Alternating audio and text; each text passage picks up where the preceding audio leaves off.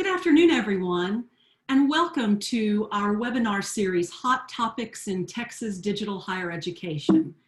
Our topic today is Open Texas, State Initiatives to Support OER in Higher Education.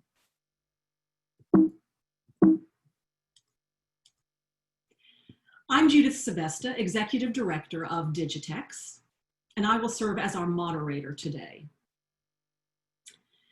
Please remain on mute during the webinar and use the chat box to introduce yourself if you want, as well as for questions, which we'll address in about the last 15 minutes of this webinar. We'll get to as many questions as we can at that point.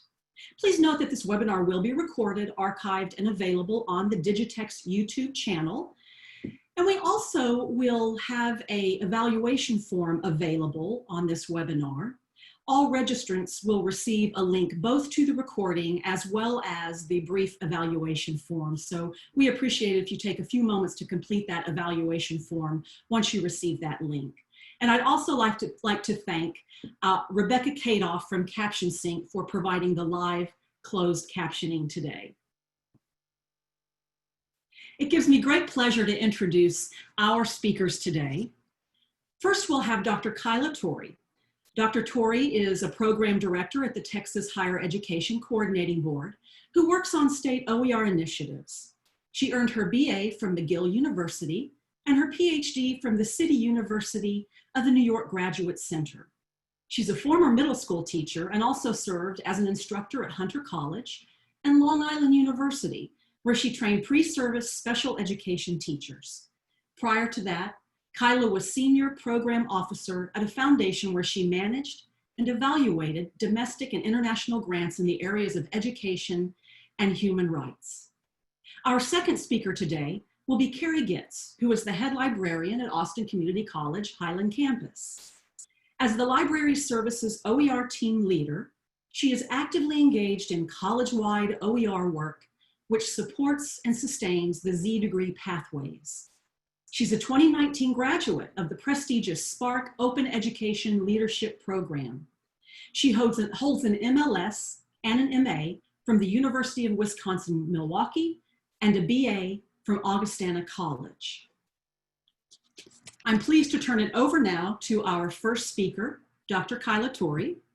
Let me just let her share her screen now. Oops.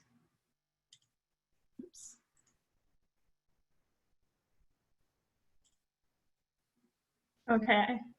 Hi. Oh, I do. Wait. I'm not sure we can see your screen quite yet. Hang on. For some reason. Okay, hold on. Let me try. Is that better? Yes, they can see it. Great. Hi, everybody. I'm Kyla Torrey. I'm a program director in academic quality and workforce of the Texas Higher Education Coordinating Board. And I'm just going to be talking about some of the OER legislation in the past couple of years and then how we're addressing that at the coordinating board. So specifically, I'm going to talk about Senate Bill 810, which came about in the 85th Texas legislature in 2017. And the OER grant program that came out of that. So there were a few pieces to Senate Bill 18, but I'm going to focus in on the OER grant program. And then I'll talk about House Bill 3652, which is just from this past legislative session in 2019, and that is a state repository for OER. So Senate Bill 810 first, and the Open Educational Resources Grant Program. So we started in 2018 with the first round of grants. And the idea was to encourage faculty at institutions of higher education in Texas to either adopt or adapt or recreate resources so that their courses were using only OER. They're required to then teach the course using only OER 4 times within the grant period. So the grant period is kind of long.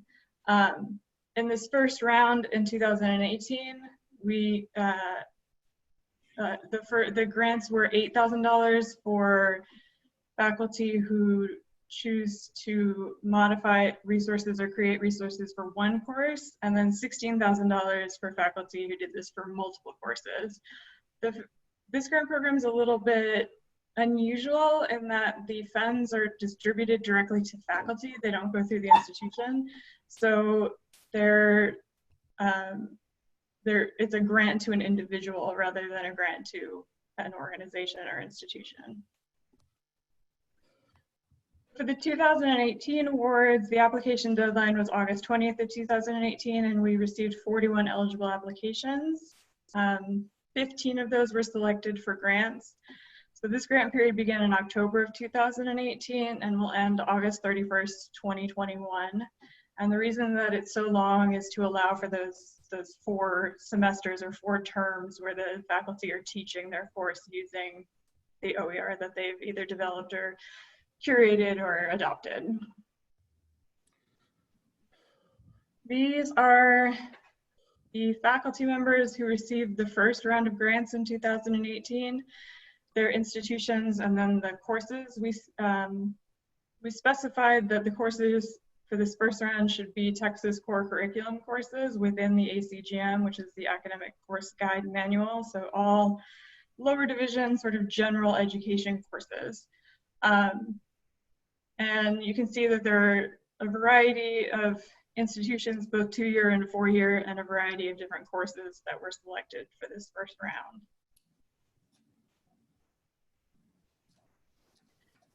So in 2019, during the legislative session, there was more funding appropriated for the grant program, so we're able to have another round of grants. And a new request for applications was posted in May of 2020 and is still ongoing. Initially, the deadline was in June of 2020, but because of COVID and everything that's going on right now, we've extended that to July 20th of 2020. So there still are a few more days if you're looking to get in an application. And these grants look a little bit different, but the website, I'm not sure if, I think you'll have access to this, and the link to the website is there, and if not, I think it's at the end of my presentation in full.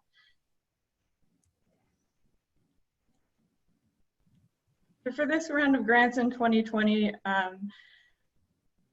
we sort of redesigned the program. So there are 2 different types of grants now. There are development grants, which are a maximum of $25,000 to faculty or teams of faculty who either want to substantially improve or create new OER.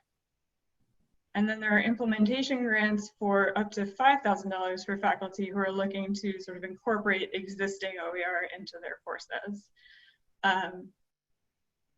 The reason for this was that, creating or substantially improving on existing OER is a lot more labor and time intensive than simply maybe adopting an OER textbook that already exists.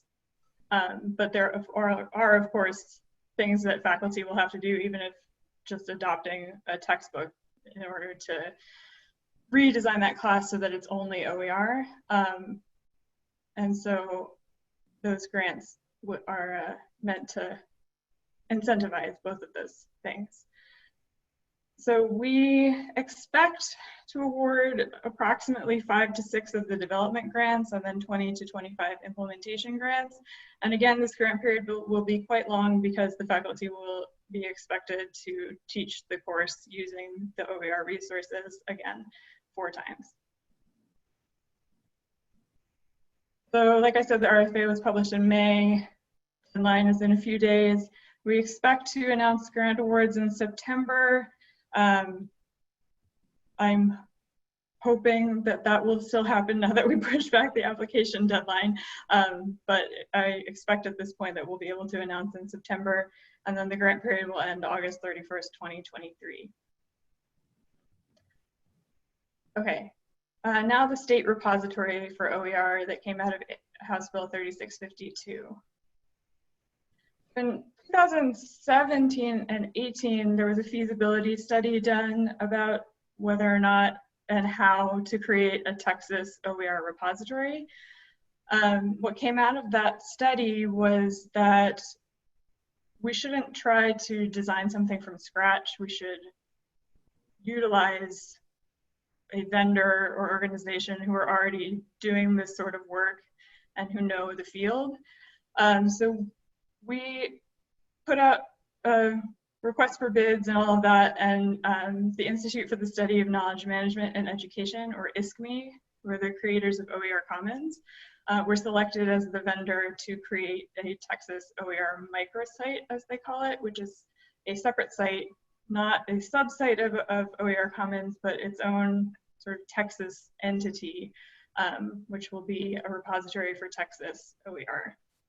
We're scheduled to launch by September 1st, 2020. I expect that will happen. I expect also that it will be sort of an ongoing process of improvement and addition and engagement with institutions for the repository. So it will be up and running by September 1st, but this will be a long-term project.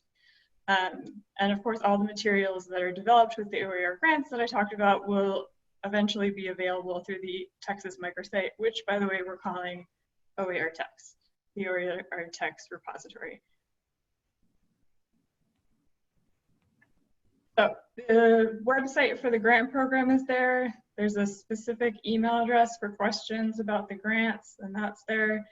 And my email address as well, if you feel like you want to ask a question. My door is always open, so thank you. Kyla, thank you so much for that great information. Please, anyone who is in the webinar, feel free to put any questions you may have for Kyla in the chat box, and hopefully we'll have plenty of time at the end to answer those questions. So now our next speaker will be Carrie Gitz on the project Texas Learn OER. Are you able to share your screen, Carrie? Yes, I am. Okay.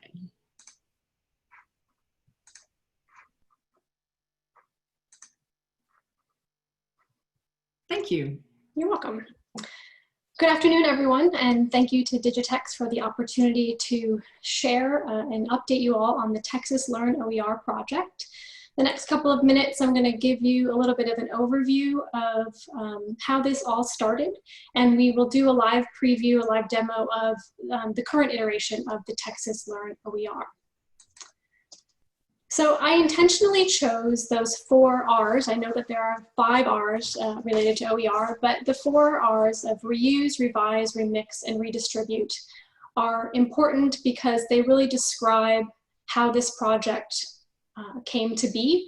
It existed or was essentially revised and remixed from an existing open educational resource. In 2018 and 2019, as Judith mentioned, I participated in the Spark Open Education Leadership Program.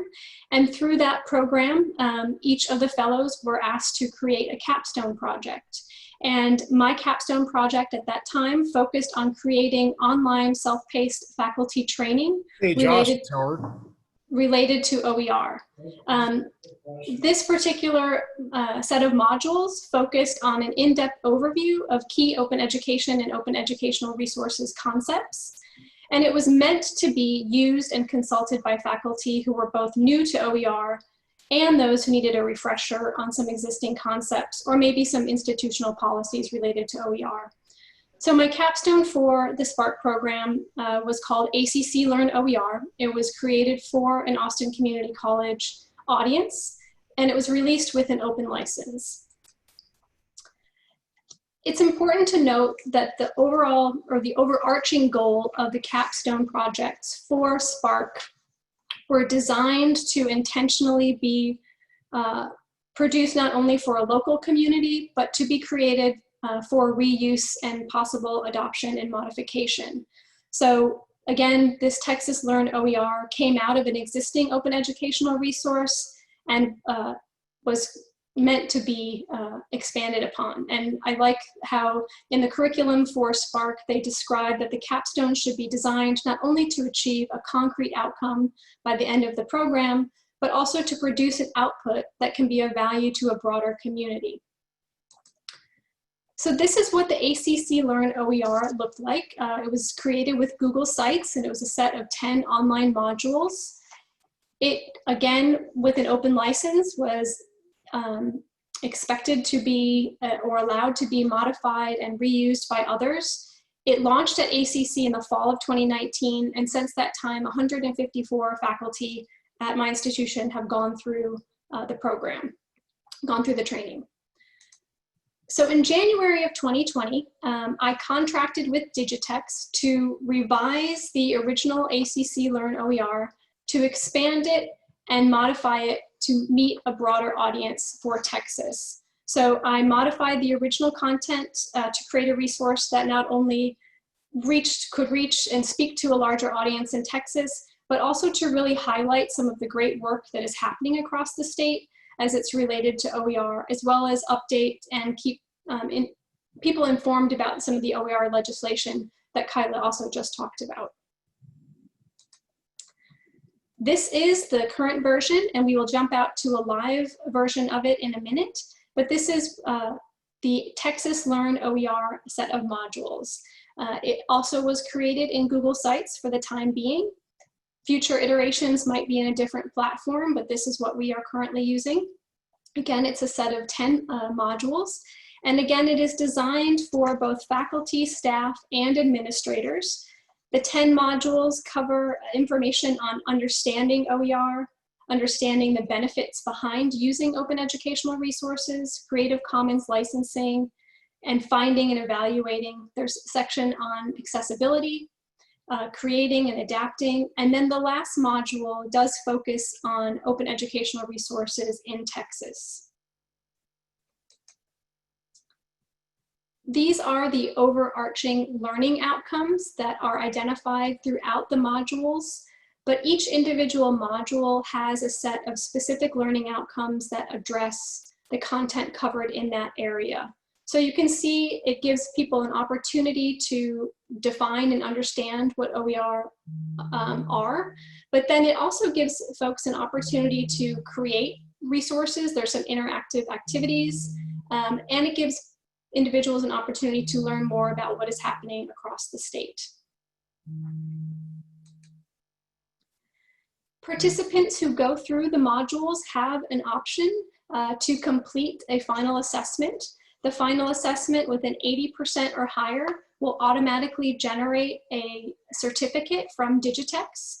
And this certificate can be submitted to an individual's appropriate department to award the professional development credit hours. At this time, Digitex is recommending the appropriate number of hours is 3 or 0.3 continuing education units.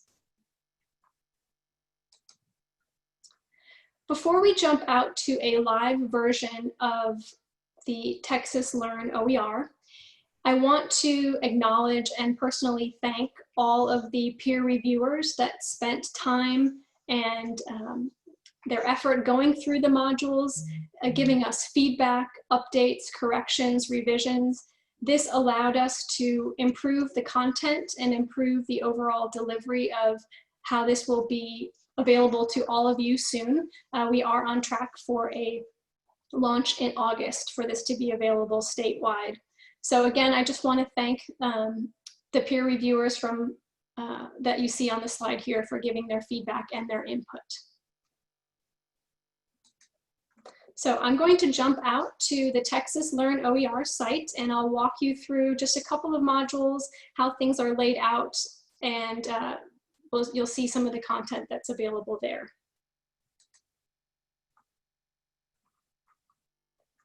As I mentioned, it was created in Google Sites, and you can see that individuals have an opportunity to navigate through the modules.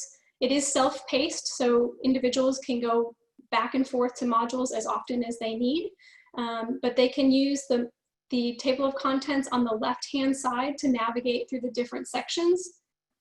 At the bottom of each module, you will also see navigation buttons, which allow users to navigate that way as well.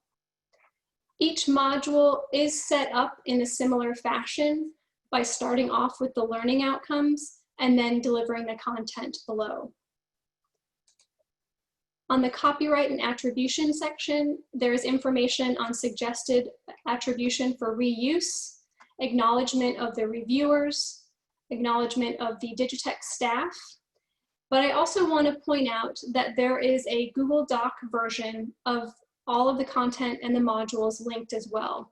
And that's important for OER creation, making a resource that is accessible to be downloaded and easily modified and revised by others. So if individuals want to adopt this and make it more customizable for their institution, saving that Google Doc version will allow you to do that easily. As we navigate through the modules, Module 2 goes through understanding OER. Again, it starts with the learning outcomes at the top. We have embedded videos along with content. There are images. It does meet accessibility standards. All of the videos are captioned. Images have alt tags. And this is responsive whether you're looking at it on a mobile device, a tablet, or a laptop. The end of each module, there is something called a concept review. It is quiz-like, but it's not an interactive quiz at this time. But it does review some of the main concepts covered in that particular module. Some of the other modules have interactive worksheets, and I'll show you an example of one of those as well. As we go through, it's again a mix of embedded videos, content, images, linking out to additional resources for further reading and exploration. We have some time-specific content in here, and I will just point out one section under the equity and openness of OER. And this was a section that we felt was important to add based on the current situation that we are in, discussing the value of open demonstrated during a time of crisis, and not only talking about how open educational resources are a long-term solution for equitable access to affordable and customizable course materials, but the value of open access in data and research at this current situation that we all are living in.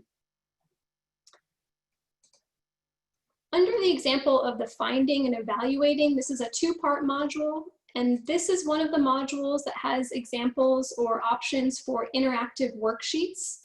So I'm going to jump down to the bottom, and in this concept review, you will see that there are downloadable worksheets that users can go through to build their own search strategy, to document the resources that they are finding. And these are all customizable, so individuals can save copies for themselves. They can share them with colleagues, librarians, instructional designers as they're building and curating their resources. Module 8 and 9 do have the Texas focus on them. And so in Module 8, while it does go over adapting, creating, and sharing, there is a section of this particular module, and I apologize for all the scrolling, that highlights the work happening in Texas. So this is not an exhaustive list of OER that's been created by Texas faculty, but it is a sample of institutions that, and faculty that have worked on things over the years. So we have examples from several institutions, both 2-year and 4-year institutions in Texas. There's also a link to all of the courses that were created by Texas institutions that participated in the Achieving the Dream OER Degree Initiative Grant. And that is a link there. They're all available through the Lumen Learning platform.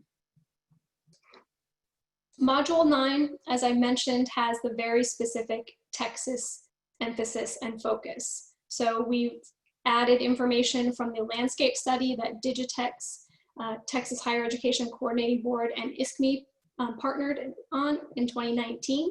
That gives you an overview of what is happening across the state with OER at 2-year and 4-year institutions. We have information on current legislation, and we have an extensive section on the marking of your OER courses.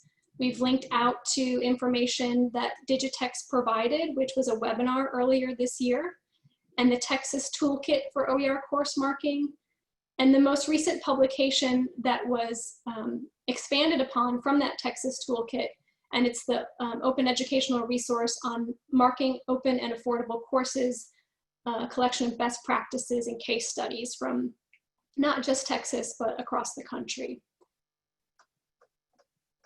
And we also highlight some of the OER work, whether it be OER degree pathway programs or Z degrees, both at 2-year institutions, and other faculty incentive programs or other OER programs happening at 4-year institutions as well. Again, these are not exhaustive lists. I know that there is more, we know that there is more happening across the state, so we will continue to expand upon these examples listed here as well.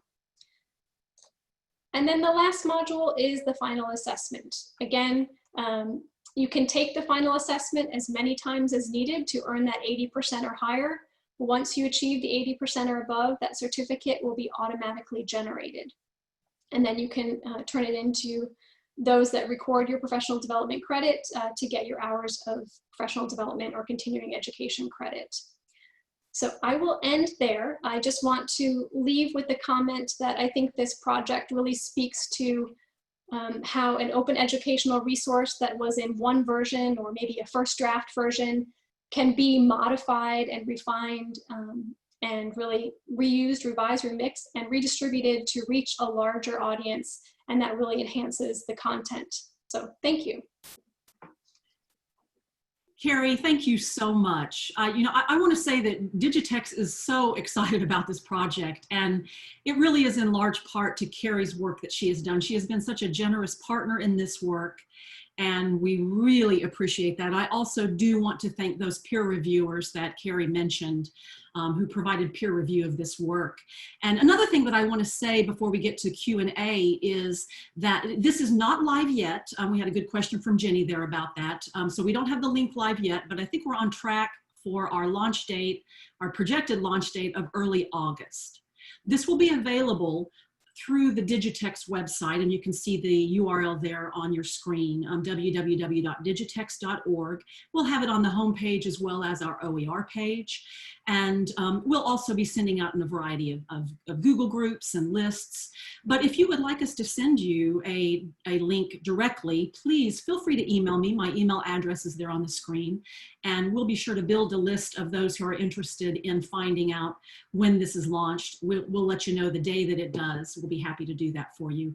We're also very committed to continuous improvement of this training. So we will welcome feedback on it, and we are working right now on our processes for ensuring that the training remains up to date, that there will be expanded content in the future, 2.0, 3.0, whatever we can do in terms of improving this to ensure that it meets the needs of the field.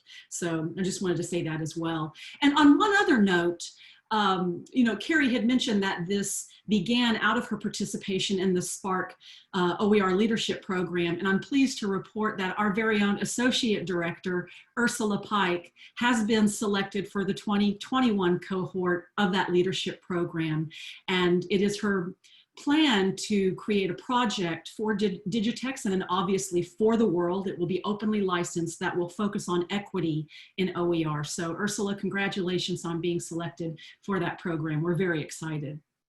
So we've got lots of time for questions. I don't see any moment in the chat box, but let me just pause and we'll see if anyone has any questions about either Kyla or Carrie's presentations.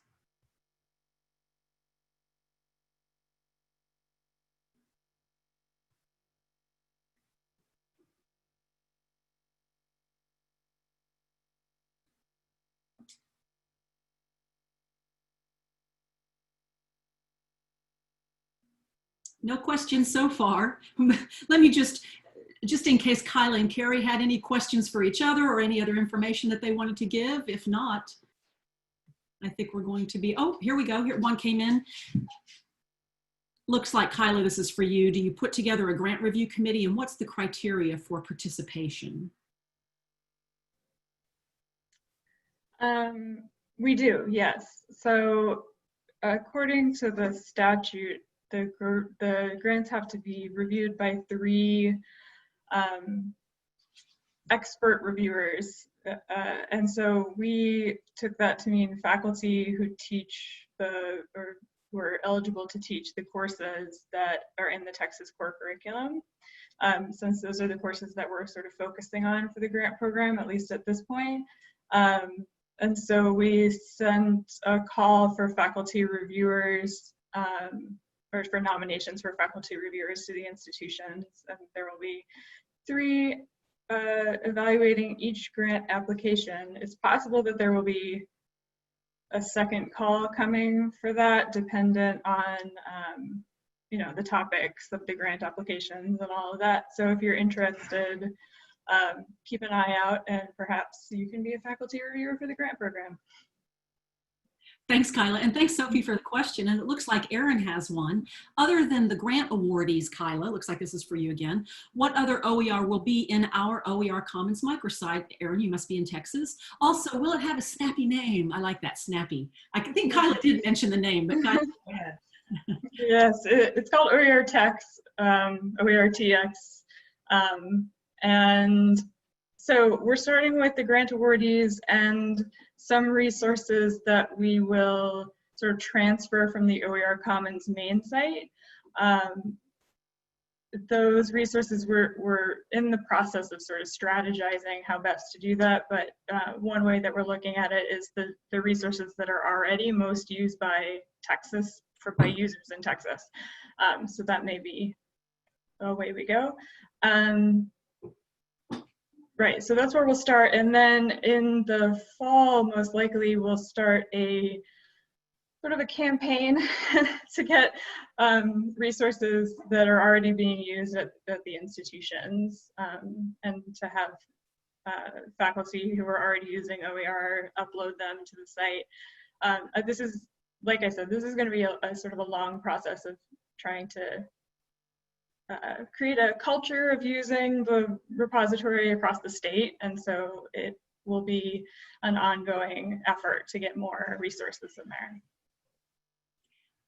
Thanks, Kyla. And I want to thank Angela for her nice positive comment there. The self-paced training is just what I need at this point in my institution, and I'm so excited for it to roll out, and obviously we are too, Angela. And you know, clearly, as Carrie, I think, showed, it builds on so many OER that are already out there. There are a number of wonderful trainings that already exist. How this is, you know, primarily different might be that final Texas module, but I think it does have some other differences. But the main point is that it is CC BY license, so it can be obviously revised and adapted and reused and localized for any context that you might want to revise it and adapt it for. And let's see, oh, Angela, we have, as a new librarian, who is the OER librarian? Sorry, that's not a question. As a new librarian who is the OER librarian at my college, will there be more basic training for folks new to OER who will need to help our faculty?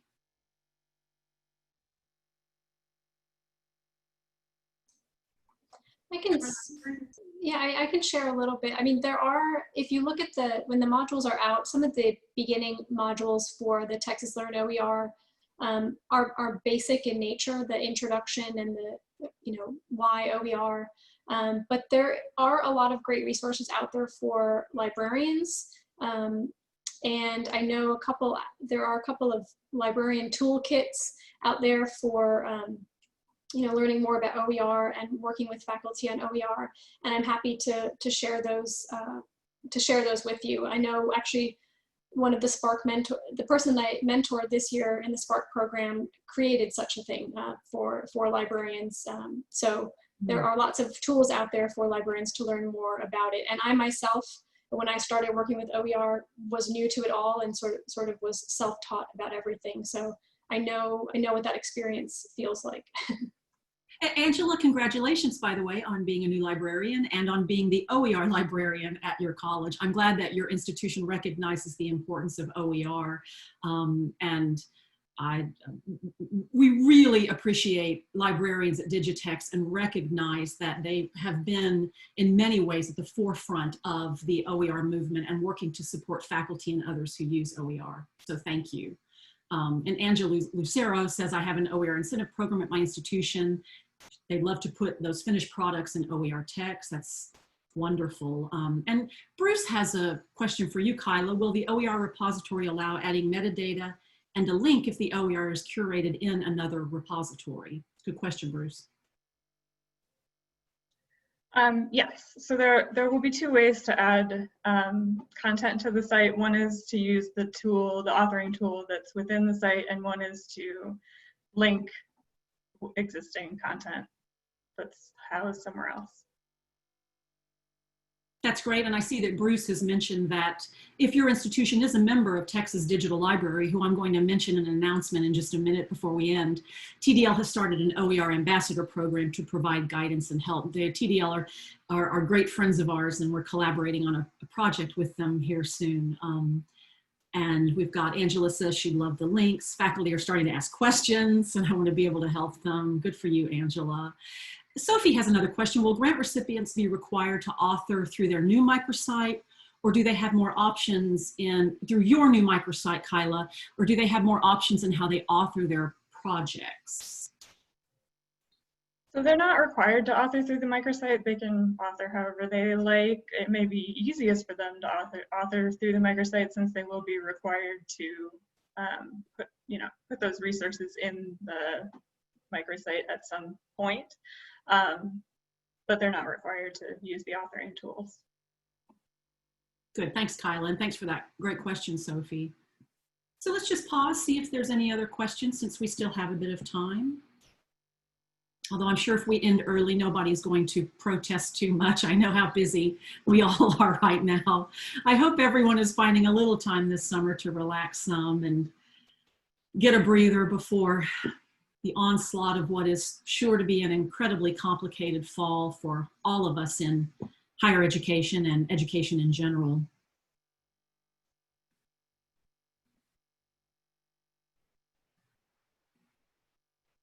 Well, I don't see any other questions coming through, but you see our contact information there, and I'm sure I can speak for Kyla and Carrie that we're all willing to field any questions that you might have after the webinar. And don't forget that this is going to be, it is being recorded, and it will be archived on the Digitex YouTube channel, and all of you will receive the link to that, as well as to the link to that form that we have for you to provide feedback for us. But a couple of announcements before we end today. Next up in our Digitex Hot Topics webinar series is a webinar on the Texas Quality Matters Consortium that we lead. Digitex leads Texas QMC.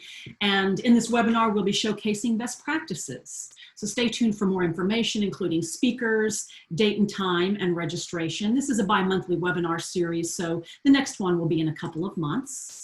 And then finally, if you haven't seen this, I'm very excited to let you see that we are co-organizing with the Texas Digital Library Open Texas 2021, which is going to be a conference on March 11th through 12th. And we are hoping that it's going to be a in-person conference at the University of Houston downtown, because it is being hosted by the University of Houston downtown and Houston Community College. We obviously will be working on potential contingency plans if it is not possible to have a on-the-ground conference, if we need to have a virtual conference and or a hybrid conference. So stay tuned for information on the Digitex website about that. And we'll be sure to get updates to the variety, like the OER, the Texas OER Google group and other lists as we can. So thanks everybody for joining us today. I want to thank our speakers, Dr. Kyla Torrey and Carrie Getz, for this information. And I want to thank all of you for joining us today. Stay safe and well, and please don't hesitate if the Digital Higher Education Consortium of Texas can assist you in any aspect of your OER work. Thank you very much.